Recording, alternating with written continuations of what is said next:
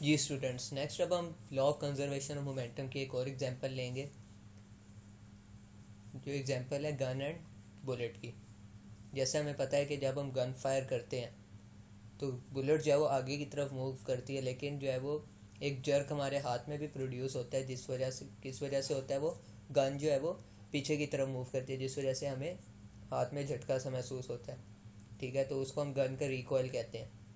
वो होता क्यों है? वो भी इसी वजह से होता है क्योंकि गन जो है वो मोमेंटम को कंजर्व कर रही होती है, तो इसलिए जो है वो गन रिकॉइल करती है। Consider a system of gun and a bullet before firing the gun and bullet are at rest. Fire करने से पहले क्या है, गन भी और बुलेट दोनों क्या होते हैं, रेस्ट पे होते हैं। तो रेस्ट पे है तो उसका मतलब उनमें मोमेंटम क्या होगा, ज़ीरो होगा। So the total momentum of the system is zero as the gun is fired. जैसे हम गन को फायर कर रहे हैं, अब हमने पढ़ा है law of conservation of momentum क्या है, तो मोमेंटम क्या रहना चाहिए, हमेशा सेम रहना चाहिए, अनचेंज होना चाहिए। तो फायर करने से पहले अगर मोमेंटम ज़ीरो है तो फायर करने के बाद भी मोमेंटम कितना होना चाहिए, ज़ीरो होना चाहिए। तो इसी वजह से जो है वो गन रिकॉइल करती है। ठीक है, वो ऑपोजिट मूव करती है बुलेट के। As the gun is fired bullet shoots out of the gun and acquires momentum. Bullet के अंदर मोमेंटम होता है जिस वजह से वो काफ़ी स्पीड में मूव कर रही होती है। To conserve momentum of the system the gun recoils. Gun recoil, ये शॉर्ट क्वेश्चन भी अक्सर आ जाता है, why the gun recoils to conserve the momentum, ये ऑब्जेक्टिव में भी आ जाते हैं। तो ये आपने लाजमी याद रखनी है, गन रिकॉइल हमेशा इसलिए करती है, वो मोमेंटम को उसने कंजर्व करना होता है।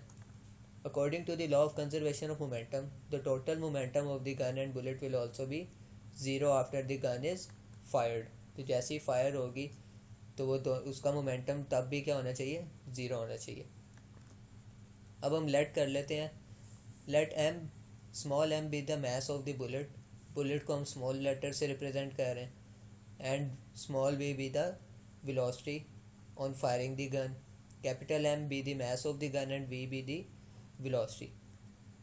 तो क्या होना चाहिए कि एम वी प्लस, अगर हम बुलेट के मोमेंटम को और गन के मोमेंटम को ऐड करें तो किसके इक्वल आना चाहिए, ज़ीरो के इक्वल आना चाहिए। क्योंकि हमें पता है कि वो पहले रेस्ट पे थी तो तब भी उसका मोमेंटम ज़ीरो था, तो फायर करने के बाद भी उसका मोमेंटम क्या होना चाहिए, ज़ीरो होना चाहिए।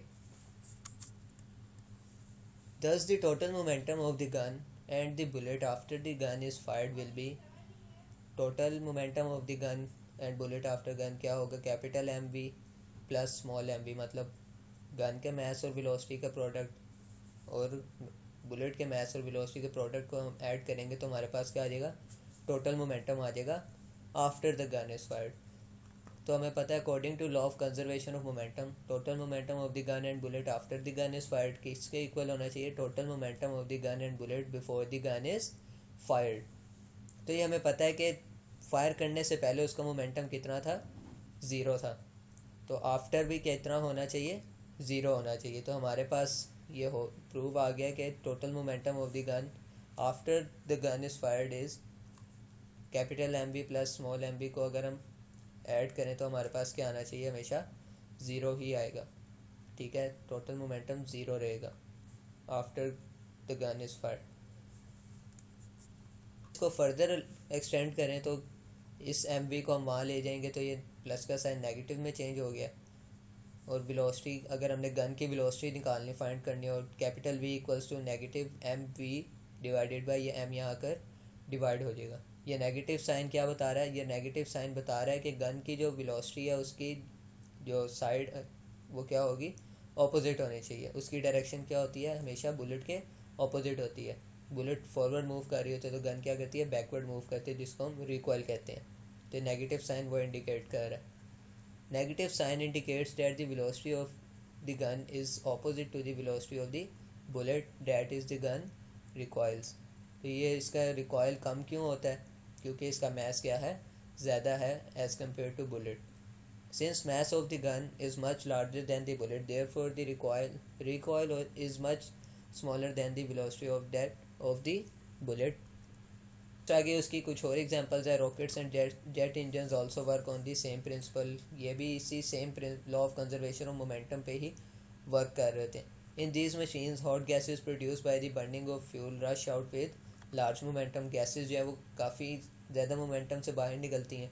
The machine gains an equal and opposite momentum, जिस वजह से वो काफ़ी हाई वेलोसिटी से अपवर्ड मूव करते हैं। This enables them to move with very high velocities.